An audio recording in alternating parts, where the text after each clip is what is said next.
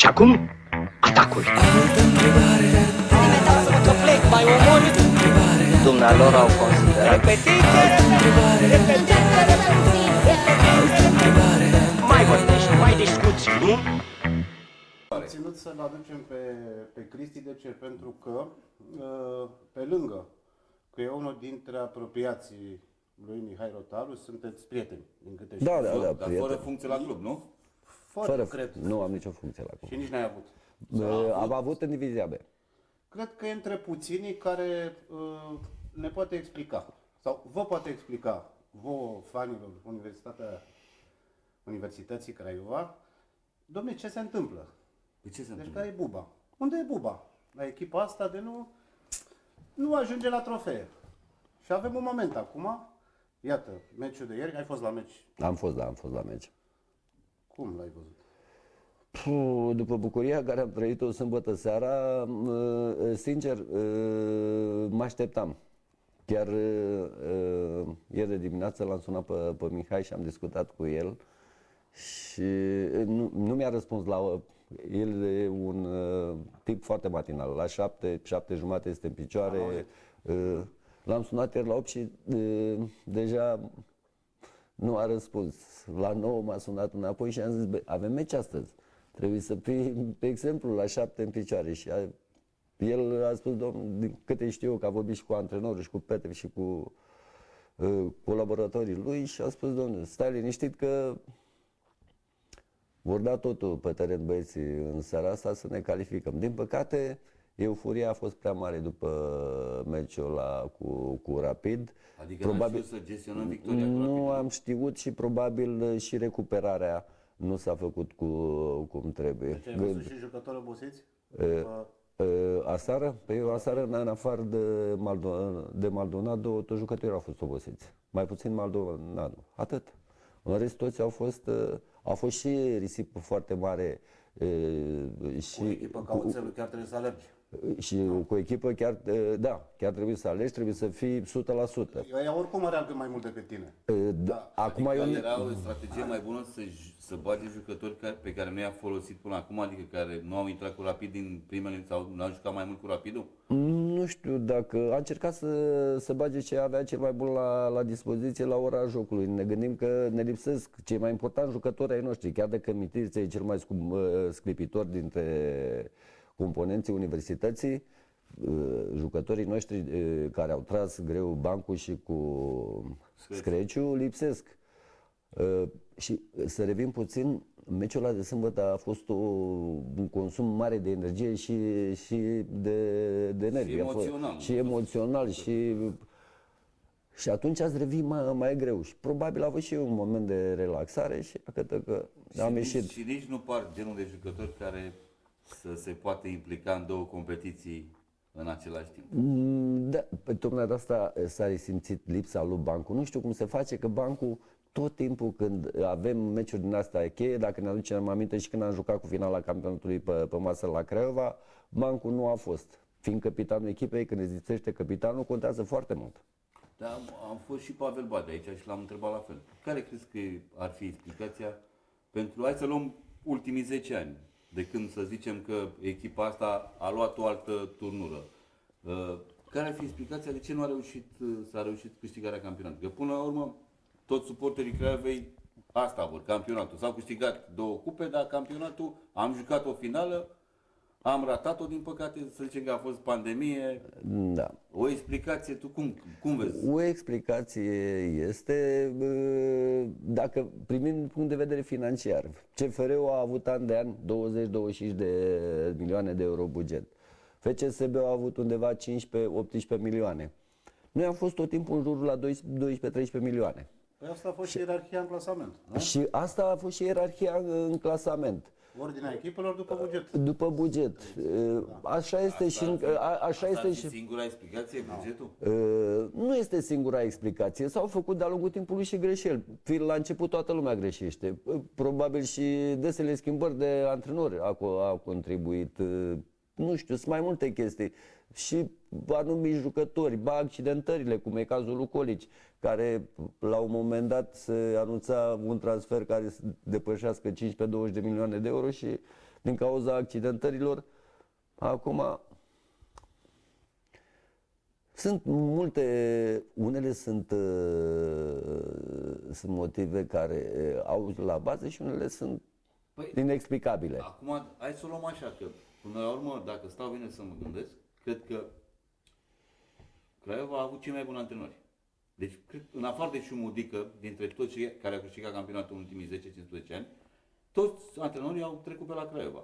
Și vorbim și de Pițurcă, și de Reghe, chiar și Belgodi, adică toți marii antrenori care au fost, au venit aici.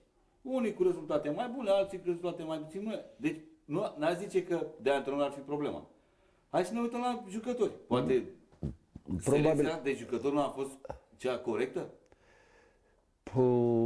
Selecția, hai să spunem 80% a fost cea corectă. Din păcate, noi avem anumite posturi în care am tărăgănat așa an de an jucători care au fost ba crescuți aici, ba venit și au mai mult timp la echipă, care au fost foarte buni, dar din păcate acum dau puține rateuri. Păi unii chiar cred că trag echipa înapoi. Cum ar fi Matei. Dacă mă întrebați pe mine așa cu... Da, eu nu pot... Cel mai vechi din echipă, adică Nu pot să dau nume, dar sunt unii care... Adică tu zici că ar trebui o reîmprospătare a lotului.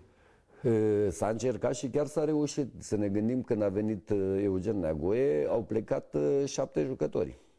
Și iau Nistor, Vătăjelu, Pap,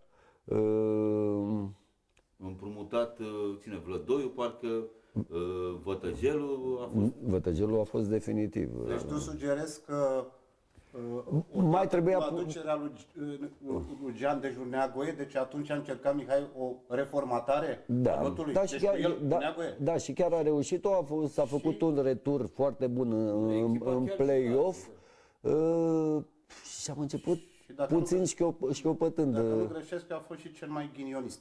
Așa este. Antrenor. Așa este. Deci numai eu, care nu m-am uitat la toate meciurile, câte ocazii de gol am putut să văd în mandatul lui Neagoe, eu nu am văzut nici când aveau vârf de formă. A fost și motivul explicația de ce l-a schimbat pe Neagoe. Dom'le, ai prea mult ghinion, deci trebuie să rupem ghinionul ăsta cumva. Și au rupt contractul. Da. Dar ce s-a întâmplat de fapt? Bun, ghinionul ca ghinionul, dar s-a mai defectat ceva acolo, nu știu, între notarul și antrenor se defectează tot timpul ceva, că de-aia vin și pleacă atât de mulți. Cred că cel mai longeviv a fost din păcate, da, cel mai mult a stat Magia. Peste un an? Nu, a stat. A stat peste 2 ani, cred că a stat Magia. Nu? Deci cu un trofeu. Da, cu un trofeu. Ideea este, la un moment dat, știi, oamenii au obiceiurile să facă sondaje. Iar pentru mine a fost o mare dezamăgire. În opinia suporterilor, Eugen Neagoe a jucat 10 ani la Universitatea Craiova, a câștigat trofee, Regenkamp a fost tot timpul adversar. Iar Regenkamp a luat 90% procente la suporteri. Cristi, pentru mine asta e o știre, nu știu, n-am văzut-o undeva. S-a făcut un sondaj? S-a făcut pe Facebook, unde s-a făcut? Da, un sondaj puțin mascat. Puțin mascat și nu 90, 87% dintre suporterii universității l-au vrut pe Regenkamp. Tu spui de fapt că rotarul le-a făcut pe plac suporterilor și le-a readus pe Regenkamp. Pe undeva, păi hai să vă spun, după meciul cu Galațiu, când echipa a avut vreo 4 bări și lumea l-a huiduit pe Neagoe și au cerut demisia. Dar tu știi bine că la Craiova așa e. Știu foarte bine, dar nu toată lumea știe lucrul ăsta. La Craiova lumea vrea mingea în poartă. Da, vrea mingea în poartă. Că ăia nu ies din 16 metri, bine, haideți ca să luăm și părțile bune. A fost partea asta cu Cupa României, dar știi cum e, orice parte bună trebuie să învățăm din ce a fost prost și avem un meci duminică. Dacă câștigăm meciul duminică, știți cum să uită meciul ăsta de cupă imediat. Vrei să ne ducem în timp așa și să ne povestești cum a fost, de exemplu, episodul Rapid? Că uite, suntem, la fel au fost. În care ăla cu... Ăla. Păi hai ca să vă spun că nu e niciun secret. toată lumea, văd pe Crăciunescu că spune că el a jucat corect. Nu, acolo doi oameni au fost importanți. A fost Giovanni Becali, care avea 8 jucători sub contract ca impresar, și Victor Pițurcă, care era antrenorul echipei naționale de tineret și avea 6 jucători de la Universitatea Craiova. Și oamenii, Nea Victor a spus, bă băieți, voi jucați corect, uitați că trebuie să vă dați, că nu vă dați la o parte, că eu au jucători care se dau la o parte. Problema e de strategia clubului. Dar clubul a greșit. Patronatul care a fost în timpul ăla a greșit. Păi eu, dacă am un interes ca să pierd meciul ăla, să pierd... Nu, patron, George era, nu? Da, George da. George Interesul era... patron, Alexandru nu, și Crăciunescu președinte. Marius n-a spus nimeni să se dea cineva la o parte. Ideea era, aveam meci peste 3 zile de cupă cu Rapid. De ce să mă lupt eu în campionat în condițiile în care, dacă eu pierdeam meciul, eram 100% în cupele europene? Bun, dar la... Deci este... Tu ai fost în teren tot meciul? Nu, eu am ieșit la 2-0 pentru noi. Ai ieșit la 2-0? Da, m-a schimbat Alessancu la 2-0. Pentru că eu am fost acuzat. Înainte de meci. Ia stai, lasă-mă un pic, ai fost acuzat? Eu am fost acuzat de către Crăciunescu și Alessancu că eram pe mână cu Rapidul. Ok, cu Giovanni adică. Nu, cu Rapidul, că eram pe mână, eram pe mână cu Rapidul. Că, Am înțeles, dar cum au ajuns ei oare? Adică iar eu am ieșit la 2-0 pentru noi. Bă, cât era scorul? Uitați-vă, poate nu văd eu bine, era 2-0 pentru noi. Să vă spun, am jucat la ce o dat Dumnezeu. Pentru că am jucat, eu tot timpul am fost un jucător, tu ne știm de la 15 ani, Bogdane. Da. Am fost un jucător care la meciul ăla am jucat, parcă m-a băgat cineva forțat în teren. Nu, dar voi între voi ați discutat atunci înainte de zic că Nu numai că noi nu, hai ca să spun cum a fost în săptămâna aia. Săptămâna aia cred că am avut la Reșița, înainte de meciul cu Rapid, dar cred că la Reșița. Eu tot timpul în autocar am stat lângă șofer unde stau antrenorii. Ultimii 10 ani că îmi plăcea să stau în față. Și discutam cu Alessancu, la care Alessancu m-a întrebat: Cristi, noi putem să jucăm numai cu juniorii? Și eu zic, cred că întreabă conducătorii, că eu sunt jucător. Și eu, da, putem să băgăm pe cine vrem noi. Așa era, acum s-au schimbat regulile, acum trebuie să prezint un număr de jucători care... Atunci nu era. Atunci nu era așa. Putem, păi perfect. Când am ajuns la cantonament,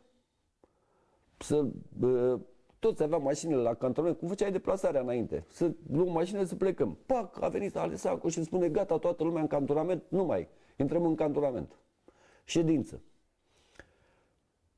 Ne-a dus în sala de ședință și spune, dom'le, pentru noi, meciul ăsta cu Rapid de capital, trebuie să nu pierdem. A rămas puțin așa, stai puțin că noi, meciul cu Rapid nu mă interesează ăsta de campionat. Pe mine mă interesează, Cupa. Eu i-am întrebat, jucăm prima dată, jucăm cupa și după aceea campionatul? Nu. Și Bine, sub formă de glumă.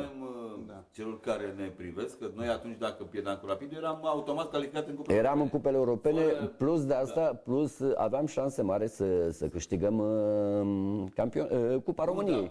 Deci acum putem să vorbim. A fost o discuție dacă noi să le dăm meciul și ei să ne dea finala de Cupa României? Eu nu știu de discuția asta dacă a fost la nivel de conducere. Nu implica pe jucători. Nu, asta dacă a fost, se făceau înainte, că putem să le spun, m-a trecut atâta timp de atunci. Dar nu s-a discutat la nivel. Dacă vrei la nivel de jucători, așa? Era la Rapid, era Dulca, era Lupu, cu care tu puteai să mai cu care discutam. Da. Și zic lui Dănuț, îi zic, băi, fii atent, jucați pe viață și pe moarte, că noi jucăm pe viață și pe moarte. Lupu, și ei s-au gândit, bă, cum să joace ăștia sunt nebuni, că dacă pierd meciul sunt de cupele europene. Și făcea, du-te mai încolo, îi spunea, bă, moldovene, ascultă-mă, jucăm pe viață și pe moarte. Păi i-am prins și în momentul ăla, că e rezolvat la Craiova. Da, păi așa a apărut calitate în teren, dar și când Craiova le rezolvă problema. Stai să te întreb altfel.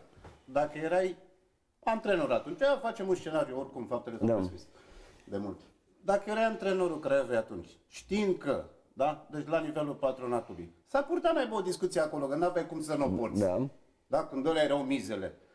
Tu ai fi făcut cu jucătorii, nu știu, să-i spun așa, un soi de sondaj printre ei, să-i strângi și să-i spui, bă băieți, cum ați vrea voi să jucăm? Deci, miza noastră este să ajungem în cupele europene și deci să nu prea jucăm meciul ăsta sau Bogdan, să jucăm pe bune că e nu rapid mai și lăsa să putem termin să spun ce s-a întâmplat în sala de ședințe. Ne-am dus toți în sala de ședințe, au venit antrenorii și a venit președintele Crăciunescu. Și a ținut un discurs de modul trebuie să fim corecți, să ne facem datoria pentru sport, pentru... Nu există altă variantă, doar să nu pierdem cu Rapidul. Eu, fiind o fire care... Ceilalți erau mai docili, mai ascultători. Eu mai... Deci te-a surprins. M-a surprins și am întrebat, pentru ce? Jucăm, exact asta, jucăm finala de cupă... Nu, la campionat. Păi nu, eu vreau să mă odihnesc pentru finala cupei. Corect. Vreau să câștig cupa. Pe mine nu mă interesează meciul ăsta de campionat. Pe cine interesa? Din păcate, eu vreau, aici e toată vina patronatului. Eu dacă m-ai întrebat dacă eram antrenor. Eu dacă eram patron, Așa? antrenor, președinte, masor, doctor, toți erau dați afară. Păi politica clubului meu să particip în cupe europene. Am șansa să câștig Cupa României. Nu spune nimeni să mă dau la o parte. Dar bag, s-a mai întâmplat odată la Bistrița. Ne-am îmbolnăvit, au jucat juniorii, au pierdut, au jucat pe viață și pe moarte. Se întâmplă. De ce nu puteam să facem același lucru? Nu, da. De ce trebuia să-mi rup eu picioarele la un meci la o luptă care nu era a mea? Bănuiesc că în timp ai vorbit cu George Ilinca. El ce a zis de episodul ăsta? A lălăit-o, dacă vrei să spun așa pe românește. A lălăit-o. George spun eu, hai că spun. George a vrut să cedeze meciul. Și nu s-a înțeles cu n-a Crăciunescu? putut. N-a putut cu Crăciunescu, n-a putut cu Alexandru. Da. Păi, dar Alexandru ce v-a zis? Păi, ascultă, în sfârșit, a rămas în cantonament, că vă spun toată tărășinea, a rămas în cantonament, Fără telefoane, fără... ni s-a luat telefoanele, eu care am fost singurul rebel de acolo, vine, avea un translator, un băiat Silviu, vine și spune, Cristi, mi-a spus Alessandro că tu poți să te duci acasă. Îmi iau bagajul, mă urc în mașină. Fumam, am fumat tot timpul. Mi-am aprins o țigară, că țigara aia, dacă nu mi-o aprindeam, ieșeam din cadru. Când să plec cu mașina, a venit repede. Bă, am înțeles eu greșit, am tradus greșit.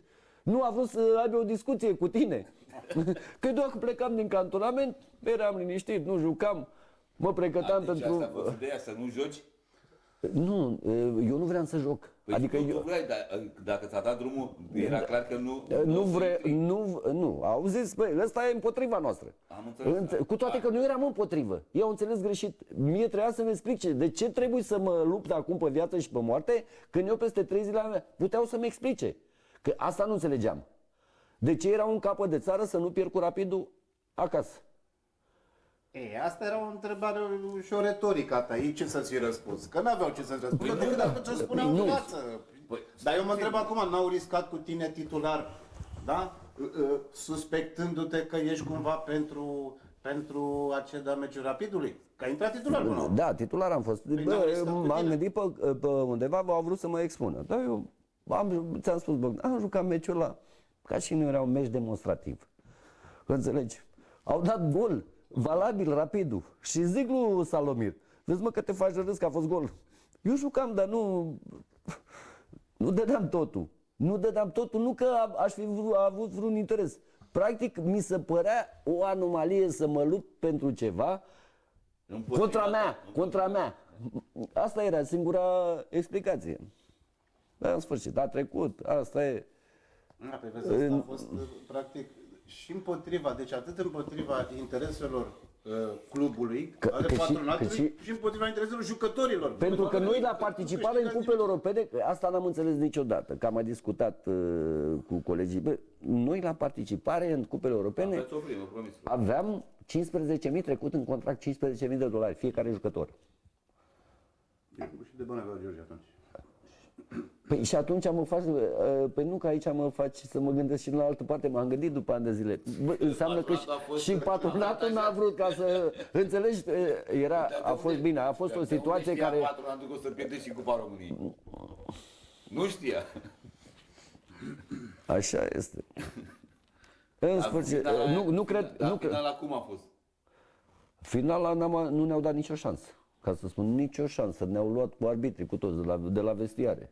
Ne-au spus clar, nu veniți aici, penalti până la urmă, nu știu, cred că din penalti n-au bătut. Da, nu știu, 1-0. dar Da, știu că 1-0 a din fost- penalti. ne-a urcat pe gardul atunci. 1-0 din penalti. N-am avut nicio șansă. 1-0. Ai jucat finala. Am jucat finala, tot așa am ieșit accidentat, dar nu mai mi-aduc aminte, dar cred că tot la 0-0 am ieșit.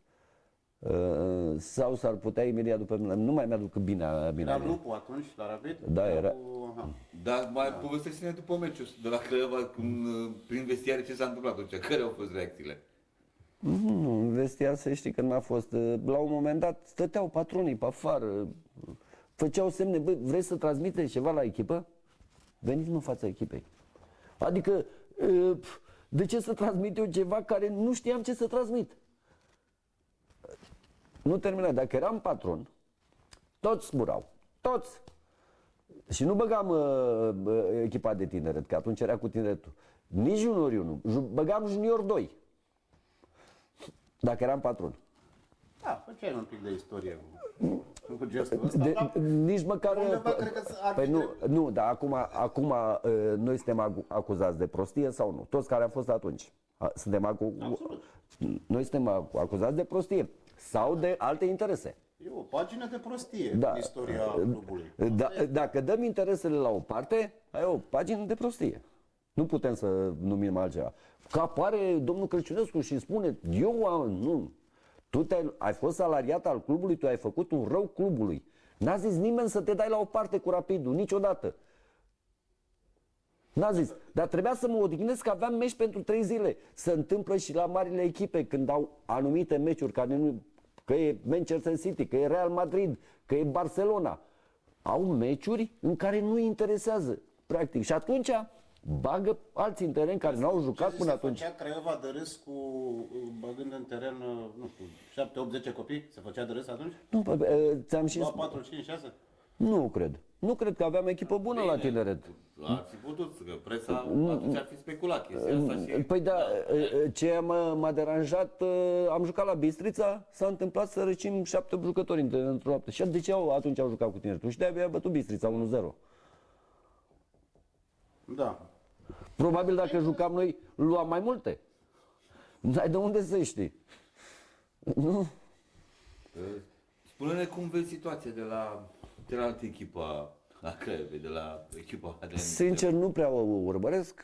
Am mai discutat de când a venit Florin, m-am întâlnit cu el de vreo 2-3 ori, am băut o cafea, nu vreau să discut cu el despre fotbal. Cu Florin Cucostea. Da, cu Florin Cucostea, dar sincer acum și am motivele mele să spun lucrul ăsta, chiar aș vrea să-mi rămân în prima ligă. Sincer vorbesc. La toți prietenii cu care am discutat, bă, tu care ai fost, nu, acum chiar aș vrea să rămân în prima ligă. Dar te țin pe tine așa ca de dușman? Ba, unii dintre suporteri m-au considerat Trădător. trădător. În sfârșit, e problema lor. Sunt două echipe, lumea deja s-a împărțit, fiecare cu publicul, fiecare echipă. Noi suntem Universitatea Craiova, avem absolut totul. Deci, Suporterii, eu cred că au ales, deja 80% au venit către Universitatea Craiova. Restul, mai sunt și oameni care, dar eu nu-i condamn pe cei care au mers la cealaltă echipă, chiar nu-i condamn. Chiar sunt de admirat unii.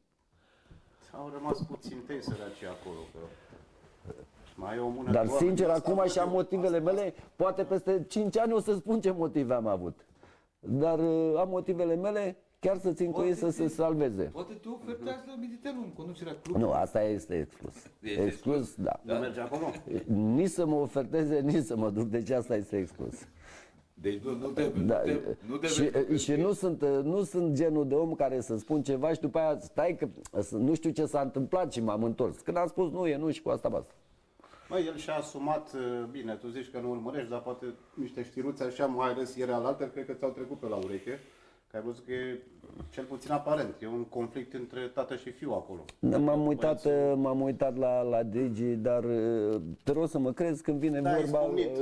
după meci, are și el motivele lui, că nu vorbea rău, ce spune acolo, dar că s-o și-a asumat tot, adică băi, eu sunt vinovatul, eu iau deciziile la clubul ăsta, de când e clubul ăsta, eu le luam și când eram în detenție, adică nu se pune problema să-i căutăm pe alții pe aici, pe aici, de-aia vreau să te întreb, adică ăia, deci suporterii mulți care au venit spre voi, da? Despre universitatea, spre CSU, mă rog, cum sunteți?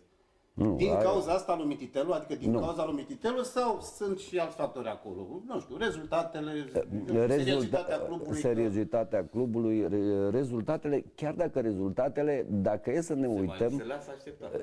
nu, au fost. Singurul care lipsește Cirașa. Da. Cirașa de pe tort. Da, Din tort am gustat. Am fost tot timpul n-am luat Cirașa. Să dea Dumnezeu să luăm. Am fost în play-off, am fost pe podium, ai luat Cupa României, ai participat, ai fost la un pas de grupe în Conference League, adică sunt niște rezultate. Cum e microfonul ăsta? Am mâncat tortul Cirașa. Dacă reușim anul ăsta și luăm și Cirașa, atunci... Anul ăsta? De ce nu anul ăsta? Nu știu, te întreb. Haideți să vedem. Că echipa asta, jucătorii, sunt capabili să se bată la campionat? Păi haideți să luăm meciurile. Rapid i-a umilit pe FCSB. 4-0 le da? Și noi acasă cu Rapid, 10 oameni. Fără cei mai importanti jucători ai noștri, am bătut Rapidul, da? Da. În prima repriză, umilința aia... Putem să facem un algoritm matematic dacă e... Nu, am bătut și CFR-ul, corect, așa. Da, am bătut și CFR-ul, adică premise sunt.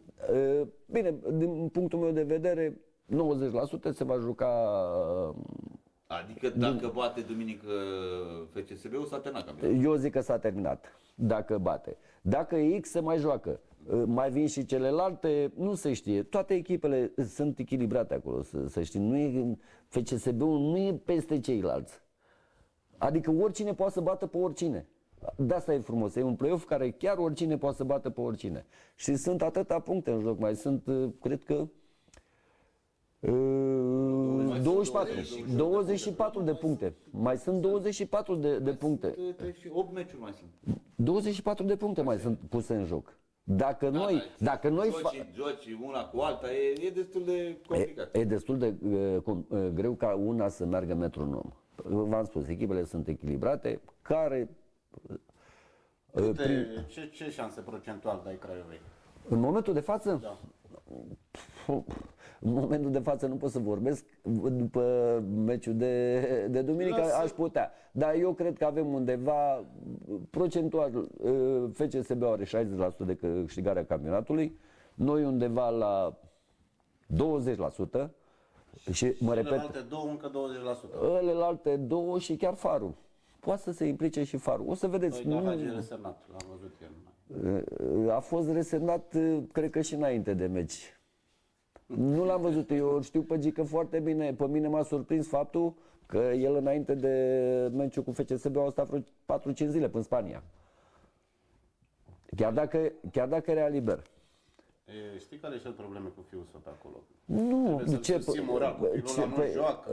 Păi și ce probleme? Trebuie și lui, membrii familiei măcar, știi? Da, au fost, l-au văzut. Era meciul cu FCSB-ul totuși, Gică e foarte meticulos și pregătește un joc foarte, foarte bine. Tocmai la meciul ăsta și-a luat o vacanță de 5 zile. Pentru mine, poate vorbesc cu păcat. Deci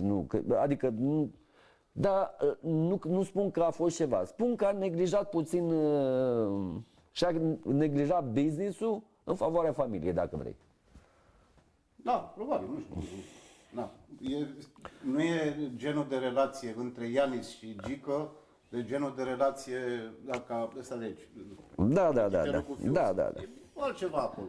Plus că aici, Știi tu ce fel de relație între Alemitelul și Adiță? dar nici nu trebuie să treci neapărat printre ei. Uite, Păi nu, dar eu ultimele spun altceva. 2 zile ți-au dezvăluit. Păi nu, stai puțin. Eu spun că Adrian Mitelu a fost, cum să spun, surprins e puțin spus. Deci niciodată nu se aștepta ca Adiță să-l atace în felul în care a făcut-o. Deci, Acum și băiatul ăla, până la urmă, e numai un Da, copil. chiar nu știu și dacă puteți să-mi spuneți ce s-a întâmplat, explodat pur m-am și uitat simplu, puțin da. la televizor, dar eu am opțiunea schimbă canalul, știi? ok, Ca să nu mă enervez. Da, de data asta, Ca să nu mă enervez. asta era o opțiune obligatorie să te uiți. Și de ce?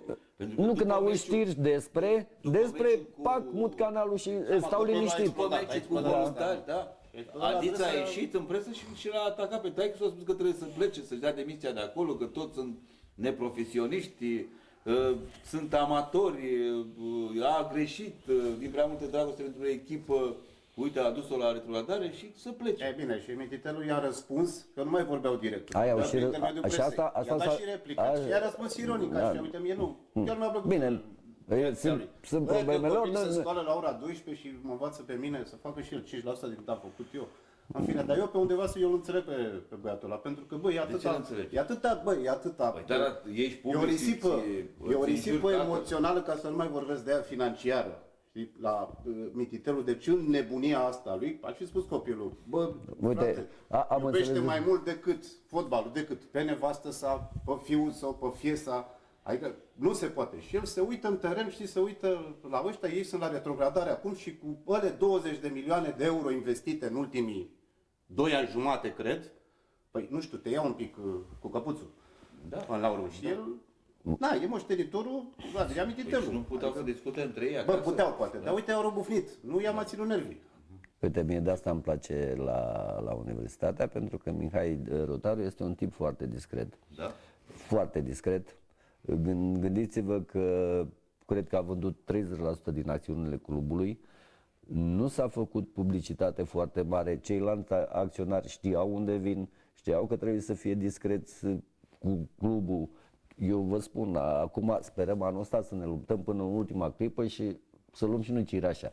Dacă nu reușim, clubul va fi mult mai puternic la anul. Adică el an de an a încercat să facă clubul mult mai stabil, mult mai... Păstrați-vă, vă rog frumos, pentru la anul și lăsați-ne și pe noi să câștigăm campionatul, domnule. Da, Stescu.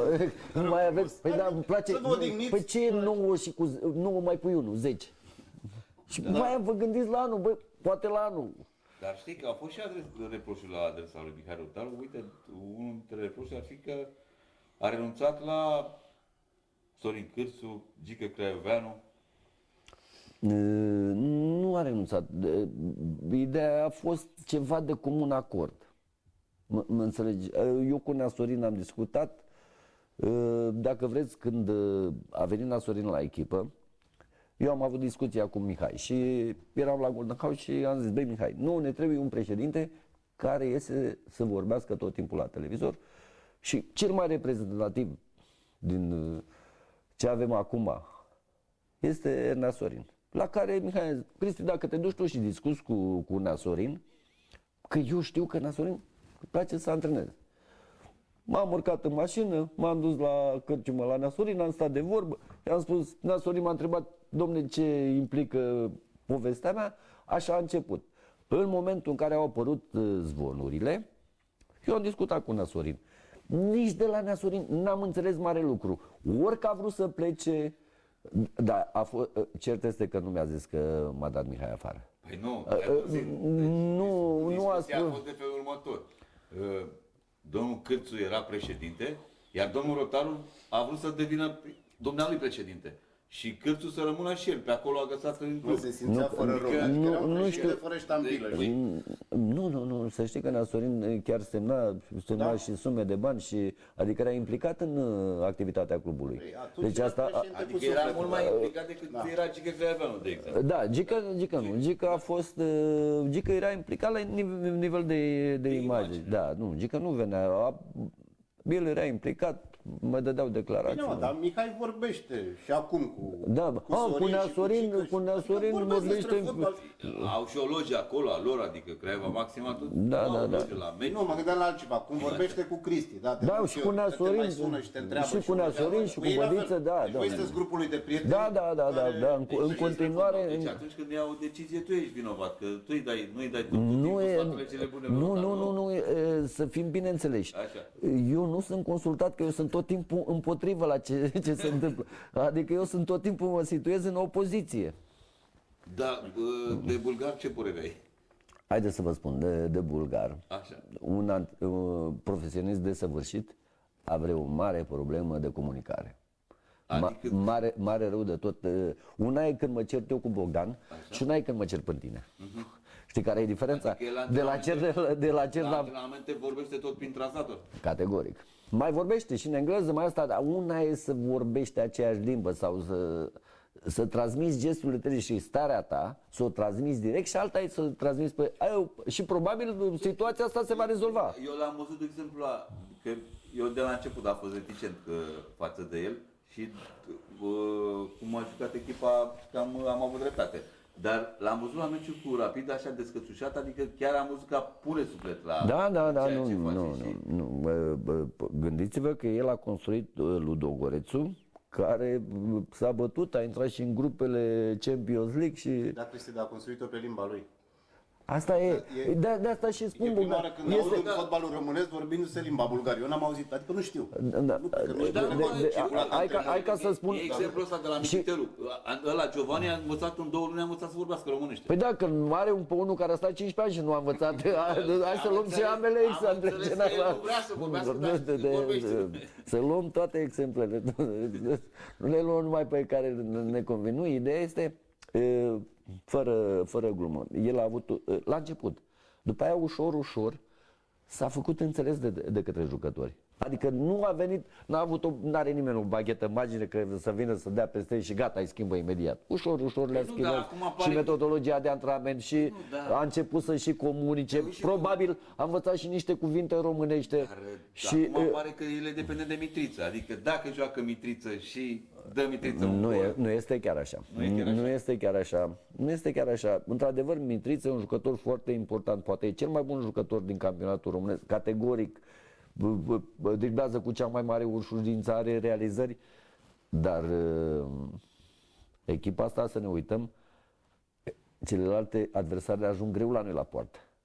Foarte greu. Le e foarte greu cu noi. Nici nouă nu le e ușor cu ele, dar nici lor cu noi nu le e ușor. Foarte greu. Echipa e strânsă, e bine angrenată, mai ales a început cu organizarea defensivei și a făcut-o foarte bine, că știți, noi tot timpul am probleme. Uitați-vă acum, indiferent de cuplu de fundaș central, cu toate că axul trebuie să fie... Și n-au greșit. Foarte rar, că sunt o greșeală, 2 pe meci, păi înainte să ne... Înainte... Cum e fotbalul care nu se vede, fotbalul care... și mai ales din tribuna de la Craiova, da? Cu atât mai mult nu se vede, pentru că oamenii ăștia de aici vor să-l vadă pe Mitriță marcând și pe Marcovici marcând și pe cine mai este... și pe Bairam și tot așa. Bine, la noi sunt tot timpul sunt mai exigenți. Gândiți-vă, și când am câștigat cu 1-0, echipa a fost apostrofată. Încă nu avem... Nu știu cum e și cultura fotbalistică, știi, a tribunei. Eu nu cred că găsești foarte mulți în tribune pe aici care să vadă, dom'le, cum acoperă Crețul de pildă terenul. Da? Nu cred că găsești mulți, că nu se uită. Nu se uită. Înțelegi? Da, așa este. Și tu aveai avut, bine, tu știi altele cu mingea decât Crețul. Dar ești un jucător de travaliu. Da. Ești jucător de travaliu. Nu mi-a așteptat altceva. Când a văzut că el o mai și pasează și a așteptat goluri și de la Hristos. Adică să vă spun următorul lucru. Luțu a fost vreo 2-3 ani de echipă, am fost colegi. Între noi vorbeam, când era anunțat Luțu titular, toți eram 10, eram supărați. Ce căută ăsta în echipă? Lumea era nebunită, Luțu. Luțu îi lua de la 16 metri, îi dribla până la centrul terenului către poarta noastră, lumea în delir și după aia se odihnea. Normal, când te odihnești, ai și realizări. Nu spun ca talent, era. Craiova cam așa e, decât un gol urât, mai bine o bară frumoasă. Cam asta e... Toată lumea, Luțu, pe sus, și Luțu dădea 2-3 goluri, 5 goluri pe meci, făcea spectacol, dar în economia jocului era păguboasă pentru aia noi. fugea la lăutări. Înțelegi? Era păguboasă pentru noi. Păi era, Și mai ales când te luți care pe care, atunci trebuie să mă bazez. Băi, mă bazez și pe Bogdan, mă bazez și pe Marius, adică să fim uniți. Pe ăla nu te bazai pe el. El era grupa foarte. N-aveai cum să te bazezi, nu știai la ce să Dar uite că Becali se bazează pe el acum, e omul de bază acolo. Da. Iar spune, altă problemă. Asta e altă problemă ca și conducător. tu ai și afaceri cu Mihai Rătaru? Nu am nicio afacere cu Mihai. Că el are încă business-uri imobiliare și știu că și tu ai. Da, și eu. Am fost, încă mai sunt în... Tu după ce Am avut și eu... tu ai fost și conducător de club. Da. Vicepreședinte? Am fost și... Mitriță, nu? Sau... Da, cu Neacostel. Pe Neacostel, prima dată când m-am făcut conducător de club, o să vă și... Vicepreședinte ai fost? Vicepreședinte, da. Așa am plecat. Domnul Mitriță și era. Președinte. Și era patron, era... Da, Staicu, domnul nu? Staicu era, da. Pe cât ai stat? L-ați avut pe Emil, parcă. Pe Emil l-ați avut antrenor? Nu pe Emil? Nu, a fost Nasorin. Da. Când am venit eu era Nasorin, pentru că am venit prima dată ca jucător și n-am mai putut și nu mai puteam, că eu asta nu înțeleg, sunt jucători, bă, că nu mai poți. Lasă-te, mă, că te faci de râs. Lasă-te ca să mai ciugulești acolo în 10, 20, 30 de mii. Nu mai merge. Lasă oameni să rămână cu imaginea aia cât ai putut. Și ăstea de afaceri când te-ai apucat? Te lăsasei de fotbal? Da, nu, mă Sau lăsasem pe de final de care te lăsasei? mă lăsasem de fotbal, dar nu am făcut niciodată, nu am încurcat. Că atâta timp cât am jucat fotbal, m-am ocupat numai de fotbal. Și cu cine te-ai, nu știu, întovărășit tu? Tu imobiliare ai făcut? Da, nu? imobiliare, da. Imobiliare... Și asta de mult, că eu știu de mult. Că... După în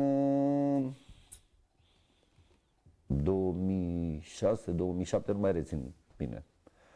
Dar nu te-ai apucat, adică n-ai pornit cu niște proprietăți ale tale. Nu.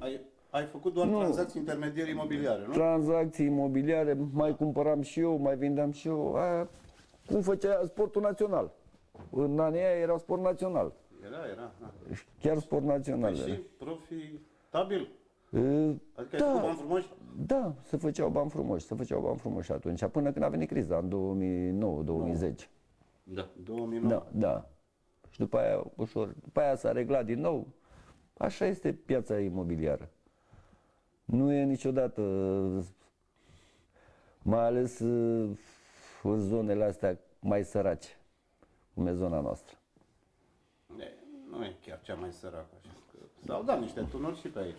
S-au dat și aici niște turi, dar nu se compară cu Clujul, de exemplu, cu Timișoara, cu Tu București. n-ai și pe undeva pe la Argeș niște terenuri sau ai vrut să faci o bază sportivă Am avut, m-am combinat cu Mircea Petrescu, cu impresarul. da, cu impresarul Mircea Petrescu și a vrut dânsul să facă o școală de fotbal, a adunat vreo 50 de... N-a mers până la urmă, n-a mers proiectul, pentru că erau cheltuielile foarte mari, erau într-o zonă foarte frumoasă, într-o pădure, era foarte frumos, dar nu aveai, trebuia să tragi apă, curent, toate celelalte și cheltuielile erau enorme, să duci 70-80 de copii să-ți iei cazați, să le dai 3 mese pe zi, enorme. Și s-a renunțat la proiect. Dar eu aud că ai o investiție frumoasă pe acolo, pe la aeroport. Nu știu dacă ești asociat cu foști fotbaliști sau unde și Neapiții băgat. Am acolo. fața aeroportului. Da, am un imobil acolo. 16-18 hectare. Da, eu am mai puțin. Sunt mai mulți proprietari, între care și Nea Victor, dar n-am avut... Întâmplarea a făcut să fim vecini. Adică nu v-ați șounit în interese pe acolo. Nu. Și nici parteneria n-ați făcut. Nu, n-am făcut. Întâmplarea a făcut să fim vecini. Deci nu... Eu știam, el nu știa, Nea Victor, că mare vecin. Eu am știut când am cumpărat, am luat 50%, proprietarul era din America. Deci nu, eu am cumpărat de la cineva care era vecin cu Nea Victor. Am înțeles, da. Și mai, te rog să-mi confirm ceva. Știu de la unul dintre foștii fotbaliști din generațiile noastre. Nu o să-i dau numele acum. Că ai avut sau încă ai afaceri cu doamna candidat a USR la primăria Craiov, Emilia Neagu.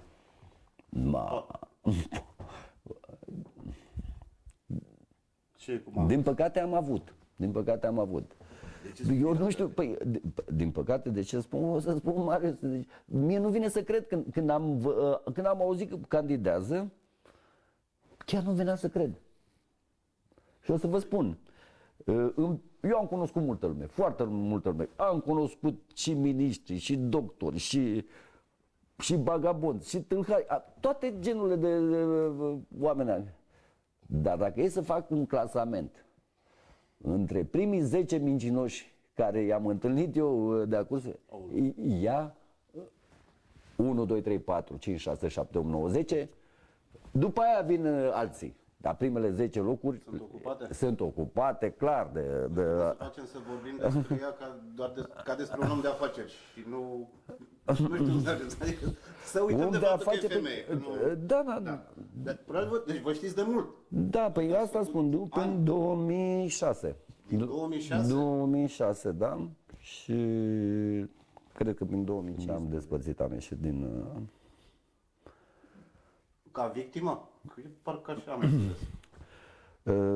Ca victimă, nu știu dacă victimă. Bine, când pierzi, când te tâlhărește cineva de vreo $500.000 de euro, nu știu dacă ești victimă sau... Nu știu exact sumele, că au fost mai multe sume. Haideți ca să vă spun, am fost asociat cu ea 7-8 ani de zile, chiar și acum mai avem un bun în care, în care... Ați avut o firmă împreună? Da, unde am avut și sediu firme, a rămas proprietatea la amândoi. Am avut niște bunuri pe numele lor, când mă refer la ea și la soră sa, pe care mi le-au vândut și nu mi-au mai dat niciun bani și este o sumă foarte importantă de bani. Ea, din câte știu, a avut un dosar de cămătărie. Nu știu ce înseamnă la voi sume importante, cei care ați făcut sume, deci dacă ți-am spus plus minus undeva la $500.000 de euro, nu le-am făcut calculul, că au fost atâtea tranzacții și atâtea în care eu puneam banii, puneam munca, și când era câștigul lua doar ea. Eu am aflat, după aceea am aflat. Păi tu n-aveai niciun pic de control? Adică firma aia? Nu aveam... Da, la discreție era la discreție, eu fiind mai mult ocupat cu fotbalul, eu veneam, aduceam brutul, mă înțelegi, și ea îl împărțea. Ideea e că el împărțea și mie îmi rămânea doar paguba. O să speculez acum că din cauza lui Mihai Rotaru, uite câți bani ai pierdut neglijându-ți afacerea cu Emilia Neagu. Nu, asta nu. E o persoană care... referitor că candidează. Păi ca să vă spun o întâmplare. Domnul Gaiu este martor, Andy Gaiu. Cred că îl știți. Da. Prin 2008, când a fost alegerile.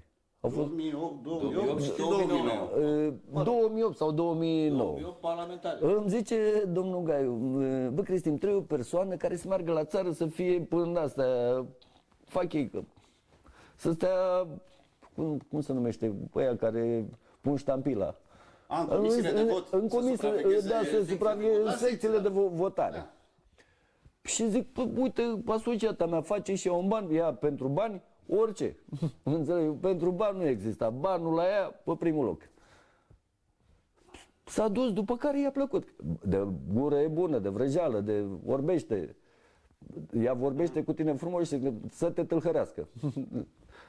Hai mă, chiar așa. Exact așa este. Și dacă vreți, o să vă povestesc mai multe. Dacă avem timp.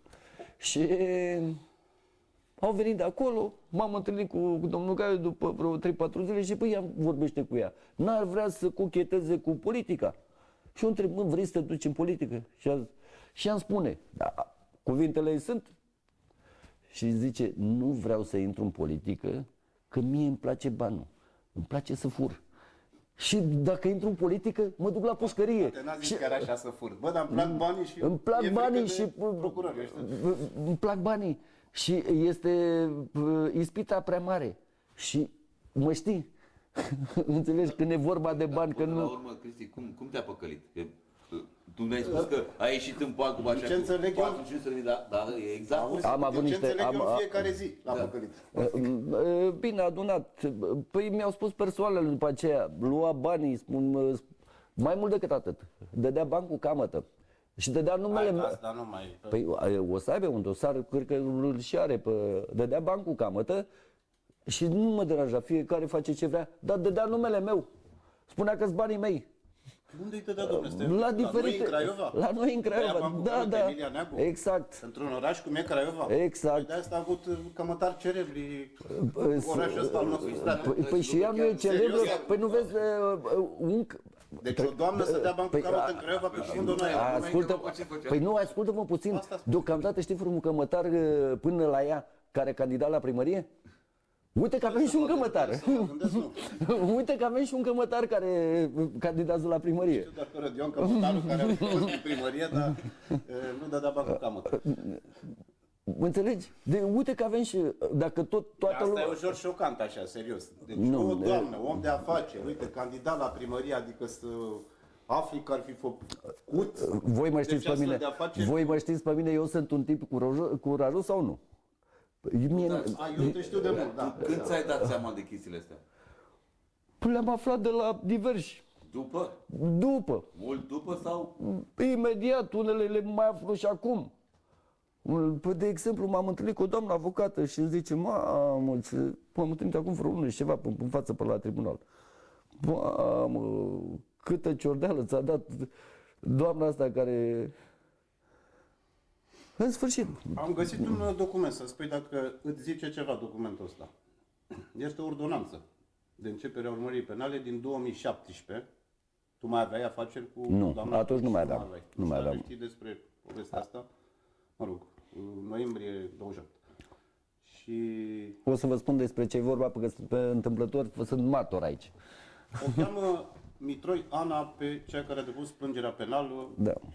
Mă rog, nu știu ce s-a întâmplat între ea și doamna. Cert e că se începe urmărirea penală pentru infracțiune de falsificare a unui înscris sub semnătură privată, înscris de care s-a folosit pentru producerea de consecințe juridice.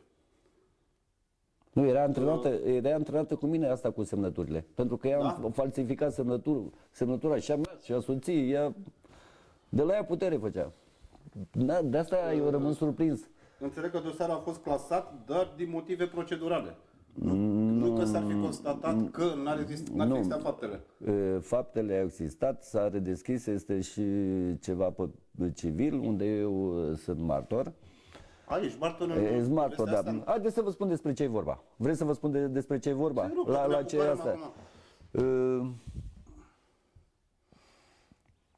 Unde a stat Nea Petre de Selnicu? În casa în care a stat Nea Petre de Selnicu, persoana asta respectivă, Mitroi Ana, a cumpărat această casă.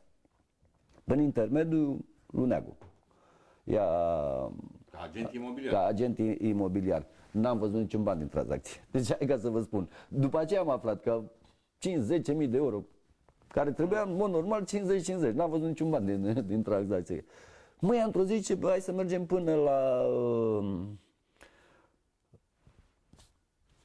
doamna Mitroi, că am o afacere cu ea. Am mers acolo, au discutat, eram chiar în bucătărie, pentru că ea, la un moment dat, m-a tot indus în eroare când m-au chemat prima dată. Ea a încercat să mă inducă pe mine în eroare. Au făcut un act de mână, că îi dă o sumă de bani, nu știu, cred că 20.000 era vorba, cu o dobândă de 5%, dar nu era trecută dobânda acolo, și eu ca martor, în care Mitroiana trebuia să-i dea bani înapoi. Și era în 2010. Pentru că eu am fost o singură dată în casa aia, bucătărie. În curte am fost și când trăia Nea Petrică, am mai fost în curte, dar în bucătărie, în casă, înăuntru, am fost o singură dată. După care, până ele erau prietene, făceau business amândouă, nu știu ce business făceau, că era treaba lor. Deci asta era în 2010. Până 2012-2013, îmi zice Neagu, zice, bă, știi ce mi-a făcut doamna Carmen, ca așa îi spune, știi ce mi-a făcut, de ce? Nu mai îmi plătește dobânda. Și am zis, tu ești nebună. Păi și de ce vii la mine? Ce să-i fac eu femeii dacă nu-ți plătește dobânda? Eu când am semnat actul ăla, am semnat un act de împrumut. Păi și tu vii să-mi spui că ai dat banii cu dobândă? Da, și nu știu ce să fac și cu banii. Ideea este că, de asta adică caz care știu eu, caz care merg la detectorul de minciuni și spun lucrul ăsta dacă mint cu ceva. Adică doamna asta i-a făcut plângere penală pentru... Asta, din câte îmi dau eu seama, cred că asta e. Sau poate are pe altcineva. Aici, văd că e vorba de un fals. Dar asta și publicat documentul ăsta, e pe pagina. Da. Da. Cert este că, așa ca și Cancan, ea a spus nu, că i-am dat bani în 2010, s-au certat între ele că la ușa cortului. Și au cerut să meargă la detectorul de minciuni. Neagu, puteți să o întrebați că acum persoana importantă candidează la primăria Craiova. Puteți să o întrebați cum a fost când a fugit de la detectorul de minciuni. Pentru că a mers la poliție să... Ce-ți face la detectorul de minciuni? A intrat acolo și a fugit. Deci a fost Cu toate că a fost de acord să meargă la detectorul de minciuni, a mers la poliție și probabil a realizat o ultimă 100 de metri că acolo o descopere că minte. Și a fugit din poliție. A fugit. Vorba vine cu ghilimele de rigoare. A plecat, a mai vrut să facă testul cu detectorul de minciuni. Se poate, adică putem, voi fiind ziariști puteți să și mergeți și să întrebați pe la poliție că imediat se află. Dacă a făcut acest test, ea l-a cerut să facă și când a ajuns acolo a plecat, nu l-a mai făcut. Dar a avut o aventură tumultoasă. Da. Asta. Mă știți curajos? Eu sunt un tip foarte curajos. De aia mi-e frică. Mi-e frică să mă duc în spațiul meu. Și o să vă spun și de ce. Scandalurile... Avem un sediu împreună. Mi-e frică să mă duc în spațiul meu. Că mă provoacă unul la mână și al doi la mână. Ea se trage dintr-o familie care au probleme. Okay. Înțelegi? Au avut probleme și, păi nu, eu mă gândesc, mi se poate întâmpla ceva și ea nu pățește nimic. Nu, merge... Tu ai mai vorbit cu ea? Nu. Nu? S-a discutat prin intermediul avocaților ceva? Sau... Da, am discutat o perioadă bună de timp pe intermediul avocaților. După, nu știu, i-ai cerut practic, adică ce crezi tu că ți se cuvenea din tot ce ați făcut împreună? Adică niște bani ai cerut. Măi, fată. Numai puțin ca să vezi. Mă duc într-o zi fără să știu că bunurile au fost vândute. Și... Bunurile ce înseamnă? Comune. Nu comune. Da, erau comune. Unele erau ale firmei, unele care le cumpărasem împreună și erau trecute pe numele lui soră sa și al lui cumnatul Și imobiliare sau? Da. Și mă duc la firmă, dar eu fără să știu că s-a vândut, chiar nu știam. Vă dau cuvântul meu că nu știam. Și nu pot să spun acum, eu din Părțăită nu o scot. Nu înțelegi? Ce faci Părțăită? Și ea direct m-a luat. Ce faci? Vrei să mă omori? Vrei să... Acum, ce mă, ești nebună la cap? Bine, nebună s-ar putea să fie. Înțelegi? Ce? După care să aflu peste 2 luni că ea își pregătea terenul. Își pregătea terenul. De ce? Că ea, crezând că eu am aflat că ea a vândut proprietățile care erau comune. Asta e. Nu, eu trec peste toate, că știi, banul vine și se duce. Dar ce să caute, nu pare rău de... Alții ce caută? Eu nu înțeleg pe băieții de la cine, de la USR. Bă, voi nu ați avut și voi informații, că din câte știu ăștia USR-ul mai aveau și nu aveți informații cu ce s-a ocupat femeia asta, ce a făcut, ce fel de caractere, adică trebuie să spui, când pui pe cineva candidat, îl pui în fruntea ta ca să reprezinte dita mai orașul, trebuie să te informezi. Cristi, o secundă. Informațiile la care te gândești tu sunt tocmai ăstea, dar uite, care provin dintr-un spațiu mai intim. De unde să-și iei acum? Ei n-au avut Bogdan, nu e numai ca... care să le livreze informații de genul ăsta. Băi, uite... Păi uite, e documentul ăsta. Adică eu când pun pe cineva merg cu cineva la drum, mai ales într-o funcție publică, mă uit, bă, ăsta a avut ceva, până la poliție, amenzi de... Iau și amenzile, bă, și la circulație dacă ai amenzi. Eu așa aș face. Eu așa aș face. Când cumpăr un jucător, eu mă gândesc, a fost la lot, ce a mâncat, ce a făcut. E bețivan, e curvar, nu ți-ai toate informațiile? Așa și ăștia de la USR. La fotbal, da, la politică. Aici unde ești cel mai expus la politică. Tu nu ții niște informații, băieții ăștia chiar nu-i cunosc sau nici nu știu că văd că apare un băiat. Nu-i cunosc, nici nu știu cum îl cheamă. Eu, politica sunt afon, nu mă... Ești eu și despre ea ce să știe. Băi, o femeie face afaceri în Craiova. Și-a asumat campania și cheltuielile campaniei, care știi tu că nu sunt foarte mici în campanie. Și le-a asumat? Și le-a asumat. O să vin cu dovada să vedeți de unde și le-a asumat. De la tine? Da. Și le-a asumat că fără să știu. Deci ar trebui să nu faci habar n-ai de politică, dar banii tăi ajung în politică. Da. Ar trebui să fie decourile să fie în afară de USR, să fie și Silvia Adică, nu? eu nu sunt lanchiunos, oameni cu care am lucrat și au fost corecți, i-am respectat jos pălăria, dar pentru această persoană nu trebuie să ai respect, n-ai cum să ai un respect când femeia când respire minte. Adică nu știi ce face când stă așa. Ori minte, ori respire. Pentru ea, minciuna este mai importantă decât respirația. Și vă spun cu cea mai mare responsabilitate. Să cunoaștem și noi pe doamna asta. Vine dacă o invităm?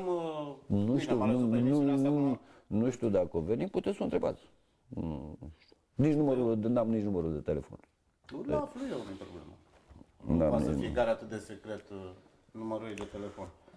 Bine, ea a avut o problemă, să o cunoască lumea. Atât, singura ei... Asta de notorietate? Da, asta a avut... Asta s-a lipit de tine să o cunoască lumea? Eu știu, chiar pe mine nu m-a interesat. Înțelegi? Pe mine m-a interesat să lucrez, să facem bănuțul și cu asta basta. Deci l-ați făcut? Până...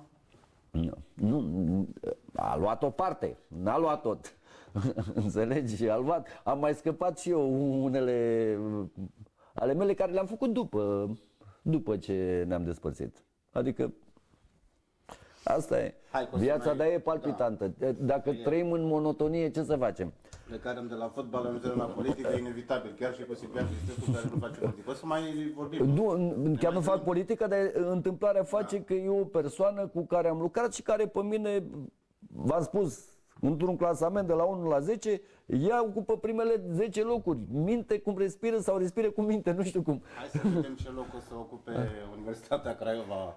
Categoric. La campionatului să ne dai și nou pronosticul pentru duminică, că noi așa închidem emisiunea cu un pronostic. Acum luăm și de la un specialist. Dacă vrei, o să spun, dacă e X în pauză, 100% venim cu 3 puncte de la București. Dacă e egal la pauză? Da. Ce? Pronosticul tău. Iar acum ca să vorbesc ceva și despre echipa ta, anul ăsta niciun fir de iarbă n-a crescut pe niciun gazon fără să fie informați. În toate stadionele din țară. Adică au avut informații despre anul ăsta. Și ce e rău în asta? Anul ăsta, tot ce a fost între... Știi că toată lumea vorbește, s-a greșit VAR-ul, nu a dat nu știu ce... Nu, acum cel mai frumos... A fost favorizat anul ăsta? Anul ăsta, între cele două careuri, de 16 metri, 99,99% toate deciziile au fost în favoarea lor. Rapidul, primul penalti primit împotriva lor a fost la Craiova. Deci în campionatul ăsta, primul penalti primit rapid împotrivă... Nu știu ce vrei să spui, adică că i-am furat noi? Nu, vreau să spun că și Rapidul a fost favorizată, nu numai Steaua. Nu, ca să luăm pe corecte, dacă e să facem o analiză, să o facem corect, nu să o facem fiecare fiind subiectiv. Da, ia spune. Cea mai Așa? Echipa care a fost Rapidul, într-adevăr. Asta zic și eu. Lângă ei FCSB-ul. Cel mai avantajat a fost Rapidul. Da, așa este. Păi nu, Nu am văzut toate meciurile. În schimb, deciziile importante. Să nu dai un penalti împotriva numai puțin, Marius, deciziile importante. Dar ce a fost între cele două careuri de 16 metri? FCSB-ul a tocat tot anul ăsta. A tocat tot anul ăsta. Gândiți-vă numai câte înjurături și au arbitrii și se vede și pe televizor. Și ea nu scot un cuvânt. Dacă nu o să câștigăm campionatul anul ăsta, deși nu știu ce minune, ce miracol Dumnezeu așa s-ar putea întâmpla, la anul o să furăm și în careuri. Da? Ca să te liniștești. Păi nu, deci și între 16 metri, dar și în careuri. Ai și, ca să spun ceva, Că tocmai mi-ai spus că careul n-a furat. singura asemănare între FCSB și Steaua va fi atunci când va fura și în careuri, știi? Și atunci chiar eu recunosc public că ei sunt Steaua. Bine, Mulțumim. Și eu vă Și acum, atacul. Alimentează-mă că plec, m-ai omorât. Dumnealor au considerat Repetiție, repetiție. Mai vorbești, mai discuți, nu?